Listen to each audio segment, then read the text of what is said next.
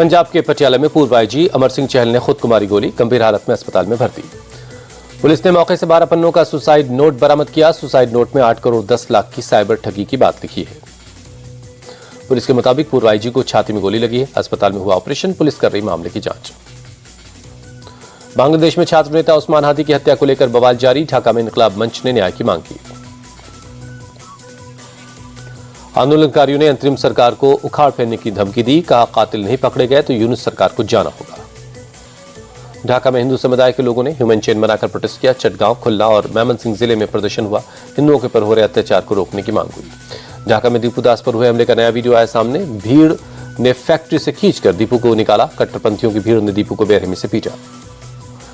भारत के एक्शन से बौखलाया बांग्लादेश। भारत में बांग्लादेशी हाई कमीशन ने काउंसलर और वीजा सेवाओं को अस्थायी रूप से बंद किया।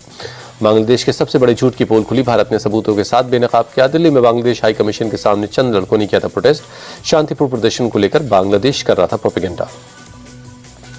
बांग्लादेश में हिंदू पर हो रहे अत्याचार के विरोध में वीएचपी, बजरंग दल आज देश में कई जगहों पर करेगा प्रदर्शन। दिल्ली, मुंबई, भोपाल और कोटा में होगा प्रदर्शन। बांग्लादेश में हिंदू पर हो रहे अत्याचार के विरोध में नागपुर में विश्व हिंदू परिषद और बजरंग दल का विरोध प्रदर्शन। नाग के हवाले किया बांग्लादेश का झंडा। कांग्रेस सांसद दिग्विजय सिंह ने कहा, बांग्लादेश में जब से आंदोलन होकर सरकार बदली, वहां वो सारे तत्व आ गए हैं जो धार्मिक उन्माद फैलाकर राजनीति करते हैं। काठमांडू में सड़कों पर उतरे लोग। बांग्लादेश में दीपू चंद्र दास की मॉब लिंचिंग के खिलाफ प्रदर्शन हुआ। कांग्रेस नेता राहुल गांधी ने बर्लिन में मोदी सरकार पर और बीजेपी पर साधा निशाना। कहा, संविधान को खत्म करने की कोशिश कर रही है बीजेपी। राहुल गांधी ने अपने संबोधन में कहा, बीजेपी देश की संस्थाओं पर कब्जा कर उनका इस्तेमाल अपने राजनीतिक हितों के लिए कर रही है। इसको लेकर विपक्ष लड़ाई लड़ रहा है। बीजेपी के कार्यकारी अध्यक्ष नितिन नबीन का आज पटना में होगा स्वागत सम्मान में जनसभा का आयोजन। नितिन नबीन के दौरे पर उत्साहित बिहार बीजेपी प्रदेश अध्यक्ष ने कहा, नए कार्यकारी अध्यक्ष के साथ कई मुद्दों पर बातचीत होगी। हिजाब विवाद के बीच दिल्ली में मोदी शाह से मिले नीतीश। पीएम से 30 मिनट तक बातचीत हुई। मंत्रिमंडल विस्तार और पॉलिसीज के फाइनेंशियल इशू पर चर्चा हुई। यूपी विधानसभा में आज सपा के विधायक फिर कर सकते हैं हंगामा। कोडीन यूथ कप सिरफ को लेकर सीएम योगी ने भाषण के दौरान हो सकता है हंगामा। विधानसभा के शीत सत्र में कोडीन कांड पर विपक्ष का बवाल। योगी बोले, अब आरोपियों को लाइसेंस दिलवाने वाले कर रहे हंगामा। जहरीले सिरप से यूपी में एक भी जान नहीं गई। योगी बोले, हमारी सरकार ने मास्टरमाइंड को दबोचा, पूरे नेक्सस को खत्म करने में लगे, जरूरत पड़ी तो बुलडोजर चलेगा।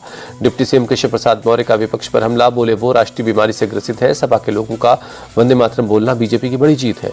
विधानसभा में योगी के नमूने वाले बयान पर अखिलेश का पलटवार। कहा, अपने संगठन की भड़ास दूसरों पर निकाल रहे। सिरप के मामले पर नाम लिए बगैर अखिलेश ने योगी पर कसा तंज। ट्वीट कर लिखा, जो कोविड से बचे अब कोडीन से डरे। एटा में नकली कफ सिरफ नेटवर्क का भंडाफोड़। पुलिस ने तंबाकू गोदाम से 4 आरोपियों को पकड़ा। भारी मात्रा में जहरीली खेप बरामद हुई। टीएमसी से निलंबित विधायक हिमायू कबीर ने बनाई पार्टी। जनता यूनियन रखा पार्टी का नाम। बंगाल में एसआईआर को लेकर सीएम ममता बनर्जी का दावा। कहा, 1.5 करोड़ से ज्यादा वोट काटने की तैयारी में बीजेपी। 50 बाइक्स पर बिहार से आए हैं लोग। टीएमसी सांसद शत्रुघ्न सिन्हा ने निलंबित टीएमसी विधायक हिमायू कबीर के जरिए बनाई गई नई पार्टी पर कहा, मुझे नहीं लगता कि इससे कोई खास फर्क पड़ने वाला है। मुंबई में शिंदे गुट के नेता राहुल शेवाले की पत्नी कामिनी शेवाले पर वार्ड में मतदाताओं को साड़ी बांटने का आरोप। ठाकरे गुट ने आदर्श आचार संहिता के उल्लंघन का आरोप लगाया।